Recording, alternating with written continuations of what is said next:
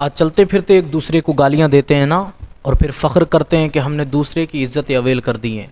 دوسروں کی عزتوں کو پامال کرنے کے بعد میں ہر انسان یہ سوچتا ہے کہ میں لوگوں کے درمیان میں عزت والا بن چکا ہوں، لیکن اس کو یہ نہیں پتا کہ میرے مصطفیٰ کریم صلی اللہ علیہ وسلم نے 1400 سال پہلے صحابہ کی ایسی تربیت فرمائی تھی۔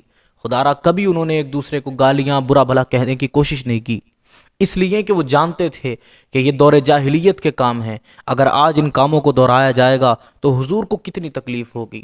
مجھے بتائیں، وہ رسول جو راتوں کو اٹھ کر ہمارے لیے روتے تھے کہ میری امت کے گناہ بخش دیے جائیں گے، ہم آج اگر کوئی کام کرتے ہیں تو وہ بھی ایسا کام کریں گے جس سے حضور کی روح کو تکلیف پہنچتی ہے۔ حضرت بلال حبشی رضی اللہ تعالیٰ عنہ کو کون نہیں جانتا؟ یہ حضور کے وہ غلام ہیں کہ جنہوں نے سب سے زیادہ تکلیفیں اٹھائی ہیں۔ میرے مصطفیٰ کریم صلی اللہ علیہ وسلم پہ اپنی جان لٹانے والے یہ بلال حضور کو کتنے پیارے ہوں گے، حضور کی نظر میں ان کی کتنی عزتیں ہوں گی۔ مگر دیکھیں، ایک مرتبہ سیدنا حذیفہ رضی اللہ تعالیٰ عنہ نے ایک مرتبہ حضرت بلال رضی اللہ تعالیٰ عنہ کو کہہ دیا، کالی عورت کے بیٹے۔ حیرت کی کوئی بات نہیں تھی، وہ کالے ہی تھے، ظاہر بات ہے حبشے کے تھے اور کالی عورت کے بیٹے تھے، اور بلال ان لوگوں میں سب سے زیادہ کالے مانے جاتے تھے۔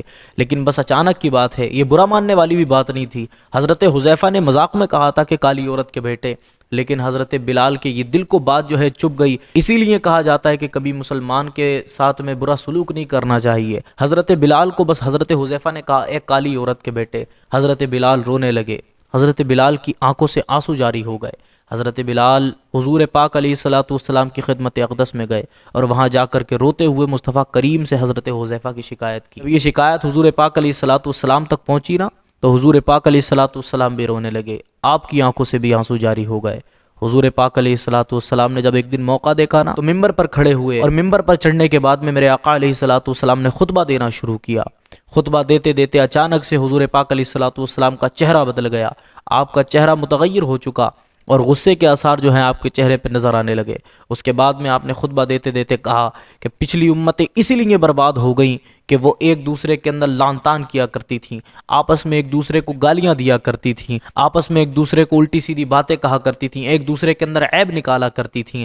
اے میری قوم، جب سے محمد نے اس دنیا پر قدم رکھا ہے، ان ساری جہالتوں کو مٹا دیا ہے۔ پھر حضرت حذیفہ سے خطاب کر کے آئے، حذیفہ بتا تو صحیح کہ تیرے اندر اب تک جاہلیت باقی ہے، کہ اب تک جاہلیت کا زمانہ تو بھولا نہیں ہے؟ محمد تو آیا اس لیے تھا تاکہ تمہارے نفس کی تربیت کر دے، تمہارے نفسوں کو پاک کر دے، تمہارے دلوں کو صاف کر دے۔ لیکن بتا تو صحیح حذیفہ، کون سا معاملہ ہے آج بھی تو نے بلال کے ساتھ میں جو معاملہ کیا ہے، یہ کیا وجہ ہے؟ بلال کو تو نے کیوں کالی عورت کا بیٹا کہا؟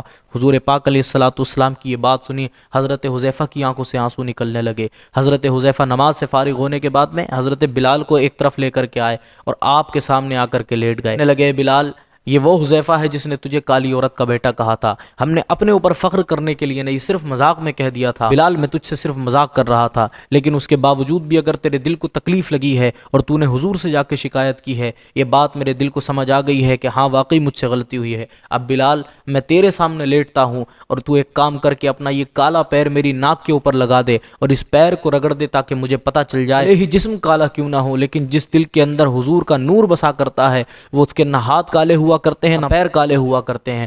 حضور پاک علیہ الصلوۃ والسلام کا عشق تیرے اندر ہے، تجھ سے حضور محبت کرتے ہیں، تو نبی سے محبت کرتا ہے۔ بلال، ذرا اپنا وہ قدم، وہ اپنا کالا پیر، جس کالی عورت کا میں نے تجھے کہہ کر کے پکارا تھا، اسی کالی عورت کے بیٹے کا پیر میں اپنی ناک پہ لگانا چاہتا ہوں۔ حضرت بلال بھی رونے لگے، نیچے لیٹے ہوئے حذیفہ بھی رو رہے ہیں، سارے لوگ تماشا دیکھ رہے ہیں۔